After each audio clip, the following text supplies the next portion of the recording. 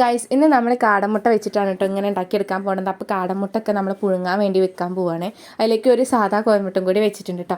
ഇനി ഒരു പാത്രത്തിലേക്ക് കുറച്ച് മൈദ, ഉപ്പ്, മുളക് പൊടി, മഞ്ഞൾപ്പൊടി ഇത്രയും ഇട്ടതിന് ശേഷം കുറച്ച് കുറേശ്ശെ വെള്ളം ഒഴിച്ചിട്ട് അതൊന്ന് മിക്സ് ചെയ്തെടുക്കട്ടെ. കുറച്ച് കട്ടിയുള്ള മാവ് പോലെ ആക്കിയെടുക്കണം. ഇനി അതിലേക്ക് കറിവേപ്പിലും കൂടി ഇട്ടിട്ട് ഒന്നും കൂടി മിക്സ് ചെയ്തെടുത്തതിന് നമ്മുടെ മാവ് ഇവിടെ റെഡി ആയിട്ടുണ്ട് കേട്ടോ. അപ്പോഴത്തേക്ക് നമ്മുടെ കോഴിമുട്ടൊക്കെ പുഴുങ്ങി ആയിട്ടുണ്ട്. ഇനി അതിൻ്റെ തോലൊക്കെ പൊക്കിയിട്ട് ഇതിലേക്ക് ഇട്ട് കൊടുക്കട്ടോ. ഇത് മുട്ട ബജ്ജി എന്നൊക്കെ വേണമെങ്കിൽ പറയാം നമുക്ക്.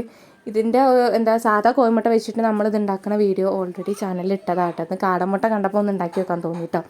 അപ്പോൾ അതിന് ചൂടായ ഓയിലിട്ടിട്ട് പൊരിച്ചെടുക്കുക. സാധാ കോഴിമുട്ടേനെ 2 കഷ്ണാക്കിയിട്ട് ഇതുപോലെ തന്നെ അങ്ങോട്ട് ചെയ്തെടുക്കട്ടോ. അങ്ങനെ നമ്മൾ മൊത്തത്തിൽ അങ്ങനെ ആക്കി എടുത്തിട്ടുണ്ട്. നന്നായിട്ട് കവർ ചെയ്താക്കണം കേട്ടോ. ഇത് വെളിച്ചെണ്ണയിലേക്ക് ഇട്ടെടുത്തിട്ട് അതിൻ്റെ മേലെ കുറച്ചും കൂടി ആ മാവും കൂടി അങ്ങനെ ഒഴിച്ചെടുക്കണം കേട്ടോ. അപ്പോൾ ഞാൻ ടേസ്റ്റ് ചെയ്ത് നോക്കി, നല്ല സൂപ്പർ ടേസ്റ്റാണ്. അപ്പോൾ എന്തായാലും ട്രൈ ചെയ്ത് നോക്കട്ടെ. വീഡിയോ ഇഷ്ടപ്പെട്ട് കഴിഞ്ഞാൽ ലൈക്കും കമൻറ്റും ചെയ്യുക, സബ്സ്ക്രൈബും ചെയ്തിട്ട്